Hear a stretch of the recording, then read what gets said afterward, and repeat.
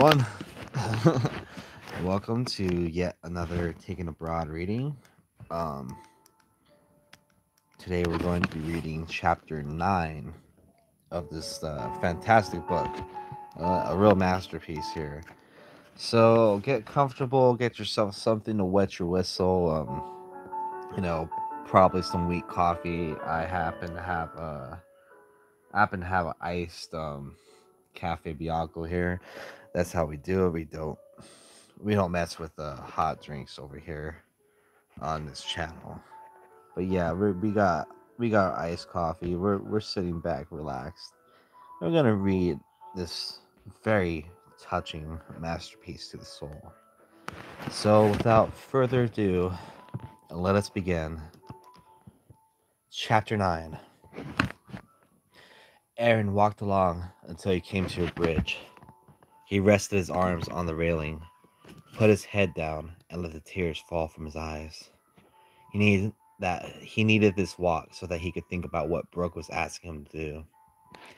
After about 45 minutes of thinking, walking, and releasing the tears, Aaron returned back to the house. He paused and took a deep breath, then opened the door and walked in the house.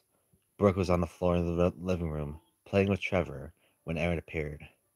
She looked at him with a loving look that told Aaron what he had to do. "I'll call and make an appointment first thing Monday morning," he said. "Thank you, honey," Brooke returned as she got to her feet and gave him a long hug and passionate kiss.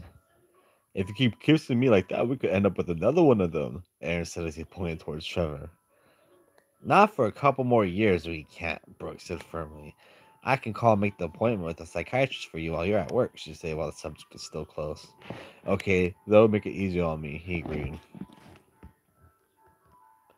Monday morning came and Aaron headed off to work after kissing his wife and son goodbye. After 10 o'clock, Brooke called and made an appointment with a psychiatrist for Aaron, then called Aaron at work to let him know. "Hello, this is John," a man answered. "Hi, John, this is Brooke. Is Aaron right there?" Brooke asked. "No, he isn't," John replied. "He went to the hospital." "Why'd he go to the hospital? Is he all right?" Brooke asked in a worried tone. "Well," John began, "he had a little accident." "What happened to him?" Brooke pressed. "He cut a finger and had to get it bandaged," John answered, knowing that Aaron had cut his finger off. He didn't believe it would be a good idea to inform Aaron's wife with that much detail at the time, so he kept it simple without lying. "Okay, I'm going to the hospital to see him. Thank you, John." Brooke hung up on the phone and got Trevor ready to go to the hospital before she's able to leave. Aaron's mother walked in. "Hi, Brooke. Are you headed out?" she asked. "Yes," Brooke answered. "Aaron cut his fingers at the hospital. I was going to go there." "Well, you can leave Trevor here if you want, and I'll watch him while you go see Aaron," his mother offered. "Okay, thank you so much. You're such a big help," Brooke complimented. She gave Trevor a hug and a kiss goodbye, then walked out the door and drove to the hospital to be with Aaron. Once she had arrived at the hospital, she walked up to the front desk and asked the lady and referenced Aaron. "He's in surgery right now, ma'am," the secretary replied. "Are you his wife?" Brooke's face turned pale. "What do you mean he's in surgery? He only came in here because he cut his finger," Brooke exhausted. "Are you his wife, ma'am?" the secretary asked again. "Yes, I am." "Will you tell me why he's in surgery? Why he only cut his finger?" Brooke asked anxiously. "Well, he did cut his finger, so whoever told you that was lying. But what they neglected to tell you, and I'm guessing they did it on purpose, was that he cut his finger off," the secretary answered. "He what?" Brooke asked in disbelief. "How much longer will he be in surgery?" "I don't know," the secretary asked. "We could take you to where the operating room is, and he can wait outside if you want to." "Yes, please," Brooke returned. After the secretary left, Brooke outside the operating room, Brooke decided better call Aaron's mother and let her know what's going on. She walked around until she found the cafeteria and the payphone and made the call. "I understand," Aaron's mother said, trying to ease Brooke's concern. "Stay right there and wait. I'll stay right here with the baby as long as you need me to." Brooke hung up on the phone after thinking Aaron's mother made her way back to the outside of the operating room weigh-in. 2 hours went by, and then finally the doctor came out of the operating room. "Hi, I'm Aaron's wife. Is he going to be all right?" Brooke asked the doctor anxiously. "Yes, he is," the doctor replied. "He won't have full use of his finger, but he'll have most of it," he explained. Can I see him? She asked. You can see him in about 30 to 45 minutes. They have to wheel him in a room where it'll take him about that long before he starts coming out of the sedation. Okay, thank you, doctor. Brooke waited outside the operating room until they wheeled Aaron out in the bed. She followed behind him to the room and then wheeled Aaron into. Once they had his bed in place and the wheels locked, they brought Brooke to a chair and she sat there and waited, holding Aaron's good hand until he woke up. When he began to come out of sedation, Brooke scooted a chair to be close to Aaron's face. He was surprised to see her there when he opened his eyes. How'd you know I was here? He asked in a tired voice. Sean told me. Only he told me that you cut your finger. I didn't know that you cut your finger off until I got here. She spoke calmingly. Yeah, I asked him not to tell you too much if you called while I was gone. Aaron said with a smile. Where's the baby? He's at home. Your mother drove in just as I left and offered to watch him so I could come here with free hands to be with you. Brooke answered. So how'd you cut your finger off? It was stupid, really, he returned. I was cutting a piece of metal and I got lost in thoughts. I wasn't paying attention to where my finger was until it was too late. He explained with disgust in his voice from his lack of attention. Aaron didn't want to let Brooke know that he had been thinking about when he got lost in his thoughts as being over in Iraq. He guessed the last nightmare had affected him more than he cared to let on. Well, at least the doctor was able to put it back on you, so he'll be able to have most use of it again, Brooke stated. The doctor wanted Aaron to stay in the hospital overnight in case there's any complications with the stitches staying in place. Also, his bandages had to be changed every 2 hours. The first 24 hours, so with Aaron in the hospital, nurses would be able to do that without disturbing the stitches. Brooke called Aaron's mother to let her know that she'd be there with Aaron, and they'd both be home the next day. She also talked to Aaron about the appointment with psychiatrist Dr. Jeffs, which she made with him, and she let him know that the appointment was on Friday at 2 p.m. Aaron said that he's fine with that, accepted her kiss before Brooke left the room so that Aaron could sleep. When Aaron woke up the next morning, Brooke was asleep in her corner chair. The nurse walked in without waking Brooke and gave Aaron his pain medication, then left as quietly as she came in. Aaron turned the TV on and began watching news while Brooke was still asleep. The anchorman was talking about the Iraq War, and Aaron got engrossed in the update and got lost in the videos they're showing. Aaron began sweating, his eyes became wet with tears as he grew more involved in the videos. He didn't snap out of it until the camera turned back to the anchorman, then to a commercial. And that it was then that Aaron realized he was soaked in sweat and his bandage had become red with blood. He reached over and pressed the button for the nurse. A few moments later, the nurse came in and saw Aaron's bandage. I guess we better get a new bandage on your finger, the nurse said quietly so not to wake up Brooke.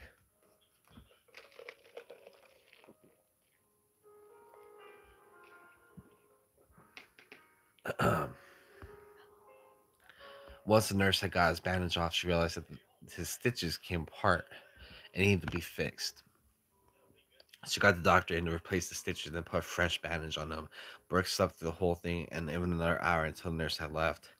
And she woke up and she moved to a different, smaller chair up to Aaron's bed and held his hand. Good morning, she said and gave him a kiss. Good morning back to you, he returned. Did the doctor say when you'd be able to leave? She asked.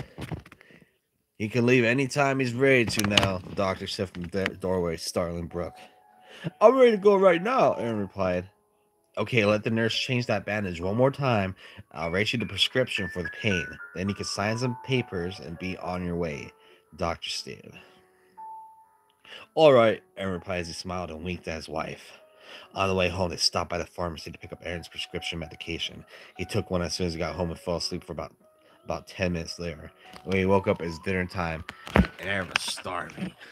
He made his way to the table where Brooke had a plate of mashed potatoes, peas, and spare ribs waiting for him. Da! Trevor let out. Aaron stretched a finger out to Trevor and flicked his nose. Trevor giggled and Aaron pulled it back and began eating. After they finished eating, Aaron helped Brooke clean off the table and clean up Trevor. The telephone rang, and just as they sat down to watch a movie to get Trevor settled for the night. Hello, Brooke answered the phone. Hi, Brooke, this is Mom. I just want to see how Aaron's doing. He's doing good. He's right here. Would you like to talk to him? Brooke asked. No, I know you two probably have Trevor all settled down, so I don't want to interrupt. Just let him know that I'll call him again in the morning to see how he is, okay? She finished. Okay, I'll talk to you tomorrow then. Bye. Brooke hung up the phone and returned to Aaron's side on the couch and watched the movie. Around 9 o'clock p.m., they happily retreated to bed. During the night, Aaron began tossing and turning for the nightmares that are haunting his sleep every night now. Brooke woke up from being poked in the side by Aaron's elbow and turned the lamp on dim on her side of the bed. She felt her heart rate launch upward at an astounding rate as she looked down the sheets on Aaron's side and found them soaked with blood and sweat. Aaron, she spoke softly as she shook him. Aaron, she said a second time as she shook him more. Aaron sat quite quickly, breathing deep, heavy breaths, and found himself soaked in sweat as his fingers throbbed in pain. Your finger's bleeding bad. We need to change the bandage. You got blood all over the sheets, Brooke exclaimed. Brooke fetched a cold washcloth and wet towel, so the towel down on Aaron's lap for him to put his bloody finger on and wipe the sweat from his forehead. You're having another nightmare about the war, weren't you? Brooke asked knowingly. I wish I could say no, but yeah, I did, Aaron answered. I'm sorry. I wish I could make them go away, Brooke said with concern. Hopefully, going to a psychiatrist will help, Aaron replied. Brooke retrieved a new bandage for Aaron's finger and changed it for him. Then he got him a glass of water and one of his pain pills. They cleaned up the blood on the bed and put new bedding, and they climbed back into the bed. In no time at all, Aaron was sound asleep again thanks to the help of the pain of the pill. Brooke wished that she could also fall back to sleep, but instead she lay there with her eyes open, her hand resting on Aaron's chest, and she stared at him with tears rolling from her eyes onto her pillow. Her concerns about Aaron's nightmares began to scare her. She was afraid of what his nightmares could do to him, and or worse, what they could do to their family and their marriage. She didn't fall back to sleep until around 4:30 a.m., then woke up again at 6 o'clock when Trevor started yelling from his crib. Aaron woke up around 8 o'clock a.m. and poured himself a cup of coffee. Brooke changed the bandage again while Aaron quietly drank his coffee. Something had changed in Aaron that night, and Brooke could see it the way he acted. The whole day he remained quiet and to himself. She could tell he was depressed and upset about his nightmares. That made her depressed because she didn't know how to help him. Friday rolled around and Aaron went to the psychiatrist. Not because he wanted to, because he promised Brooke he would. When he returned home, Brooke asked him how it went. He wants to see me twice a week for intense therapy, Aaron answered with a surly tone in his voice. You don't sound very happy about that. Are you going to do it? She asked. I'm not very happy about it. No, I'm not very happy about anything I'm going through right now. I thought I was past all it, but it's coming back to me like it happened yesterday, he exclaimed. Are you going to do the intense therapy? Brooke asked him again. Yes, I'm going to do it for us, he answered. The psychiatrist told him not to expect great things because of what I went through in Iraq. Oh, shit. I haven't seen this quotation there. My eyes are hurting. The psychiatrist told me not to expect great things because of what I went through in Iraq. And the things I witnessed, he made no guarantees that I could get back to normal again. Aaron finished. Brooke walked up to Aaron and wrapped her arms around him. He wanted to be the person she fell in love with, but wasn't sure if he'd ever be able to be that person again. He wrapped his arms around her in a loving embrace and held on tight. Brooke could feel the heat from Aaron's body as they held each other and could feel the emotion coming out of them begin to make their eyes tear up. She didn't want to lose her man to these bad memories. That night she began praying for God to help Aaron let go of the bad things that happened and hold on to the good ones, and let her keep her husband that she fell in love with. Over the next couple months, Aaron continued to go to his intense therapy sessions with the psychiatrist. The sessions appeared to be helping him. He still has nightmares. He still got lost in his thoughts at work and home. But Brooke thought her prayers were on the way to being answered, and she was going to have her husband back. Brooke woke up one morning to the smell of bacon, eggs, and hash browns cooking on the stove. She rolled out breakfast and found her way to the kitchen. When she plopped down at the table, Aaron delivered her a breakfast and a hot cup of coffee with a kiss and a good morning, honey. She looked at him with her sleepy eyes and returned. Good morning. You seem happy this morning. Why wouldn't I be happy when I'm married to the most beautiful woman in the world? Aaron complimented. Ah, that's sweet, honey. Thank you. But you can't be honest with me. But you can be honest because with me just crawling out of bed, I know I must not look that good, she replied. You do to me, Erin replied, kissing her lips. Thank you, she said as she kissed him back. What are you going to do today? Brooke asked him as she began chewing on a piece of bacon. Well, today is the first day of deer hunting season, so I thought I'd get my permit and see if I could find us some deer meat. That's if you don't mind, Erin said with some hope that Brooke would approve. I don't mind. I was going to take Trevor over to your mother's and go shopping today anyway, she answered. After they finished eating breakfast, they both got their showers taken, and Brooke got Trevor dressed while Aaron prepared himself for lunch and cleaned his gun and dressed himself in his old green Army BDU's field jacket and orange vest. He drove to the town hall, got his hunting permit, and then returned home, gave Brooke a kiss, and head off to the woods in search of deer. Search for deer to kill. Aaron walked for about an hour until he's deep in the woods and knew he'd be able to find himself a nice sized buck. He made a seat at the trunk of a large old pine tree and poured himself a cup of steaming hot coffee from his thermos. He looked up at the branches of the neighboring trees and watched some squirrels jumping from branch to branch and down the trunk of the tree as if they're playing tag with each other. He took a sip of coffee and absorbed the heat supplied on his nose as he tilted the small cup to his mouth. The morning had a bitter chill, but Aaron was enjoying it. A couple of hours went by and Aaron hadn't seen a thing as the day grew warmer. He began to think to himself, maybe I should try to find a different spot. He pushed the thought away from his head and made it as an original chosen spot because he had a feeling that his patience would pay off. He enjoyed his surroundings and sat there eating his lunch and swallowing another cup of hot coffee. Once again, he began watching the same two squirrels that had entertained him earlier. In the distance, he heard a cracking sound, a sound of dead branches being stepped on. He heard some rustling of dead, fallen leaves. He slowly set down his cup of coffee, quietly picked up his gun, and rested it on his thigh, looking in the direction of the noise. Then he spotted a small raccoon. Aaron relaxed his tense muscles at the sight of the raccoon. He was bummed out for a few seconds because he thought the sound was made by the raccoon. He then glanced about a foot and a half above the raccoon and spotted a very large buck standing strong, approximately 30 feet away from the raccoon. Aaron's muscles tensed up again as he lifted the gun to his shoulder, took aim and fired. A split second after pulling the trigger on the gun, the large buck dropped to the ground.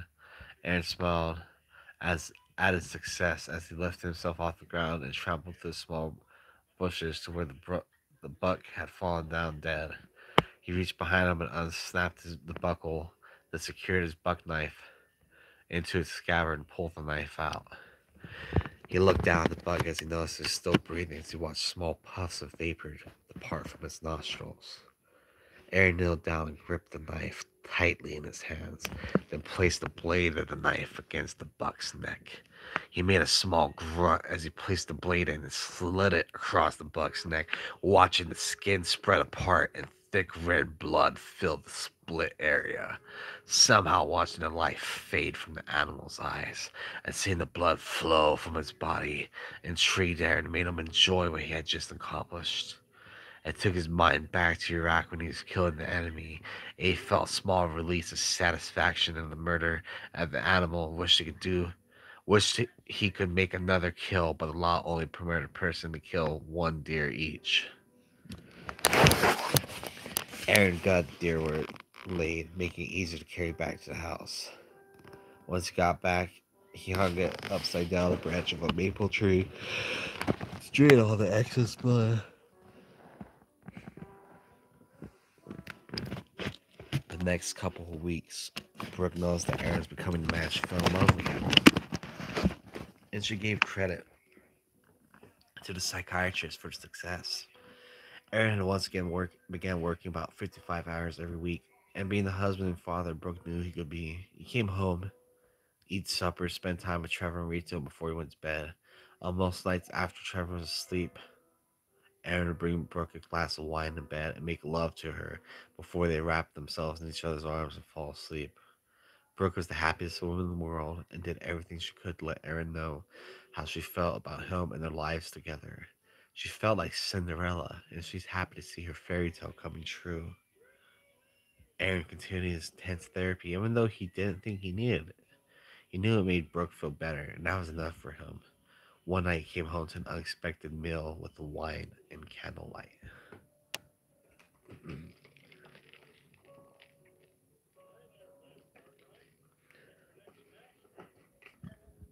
What's all this for? Aaron asked with a smile on his face. Well, I guess you forgot him that we met 2 years ago on this day, Brooke answered. I'm sorry, honey. I didn't mean to forget. Aaron apologized graciously. You're a man, Brooke retorted. I expected you to forget. So I guess that means I'm forgiven? Aaron asked with hope. Yeah, this time just don't let it happen again, Brooke returned. Yes, ma'am. Aaron cajoled and pulled her in for a long, passionate kiss. They ate their meal, drank their wine, and enveloped each other during the rest of the night until they fell asleep. They only got interrupted by Trevor waking up one time during the night, and Aaron went to check on him so that Brooke could stay in bed and sleep. Time went by, and Aaron had been faithfully going to see a psychiatrist for at least 6 months. He's tired of going to intense therapy. His aggravation began to show up one night when he unintentionally snapped at Brooke. What's wrong? Brooke asked in astonishment.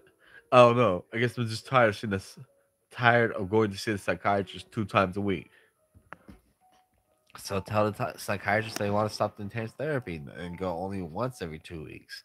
Brooke stayed feeling secure about her just suggestion because she felt that Aaron had been back to himself for quite some time, so that he was basically cured. Are you sure you're all right with that? He asked her. Yeah, you've been like your old self almost since you first started seeing a psychiatrist. So if I feel good about it, then I trust your feeling.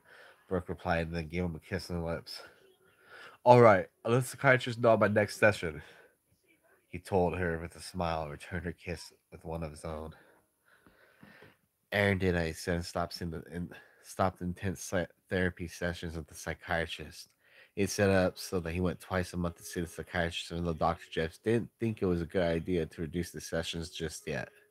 He had dealt with other people that shown similar signs as Aaron had shown, and even a couple of them commit suicide after 1.5 years of intense therapy. He didn't want the same thing to happen to Aaron.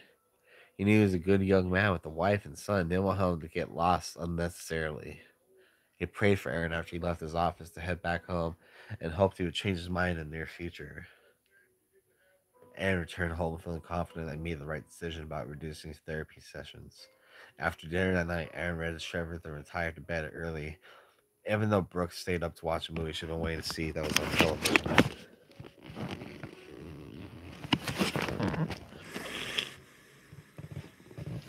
Aaron felt himself running with Trevor in his arms and Brooke following behind him. He had his M16 rifle in his left arm with the strap pressing hard against the base of his neck and the shoulder. His buck knife swung loose on the bottom and slammed him against the side of his leg with every stride he took, and his feet were killing him because of the uncomfortable sole on his combat boots. Aaron and his family in the open were easy targets. He needed to find a place for them to hide, someplace fast, where he knew they would be safe. Aaron kept looking at everyone looking behind him as he ran. The blast came while he was turned face forward again. He couldn't feel himself running anymore. Everything around him was invisible because of a thick cloud of dust. He looked at his arms to find his son no longer there. Where is he? He shouted, Trevor! The dust cleared just enough so he could see an outline of Brooke on the ground laying flat. No! He yelled, Brooke! He screamed out and he tried to run to her, but he realized he was paralyzed. What was holding him? Why couldn't he move? He pushed himself up by his arms, looked down, and found his legs gone. Aaron began taking deep, panicked breaths, then screamed.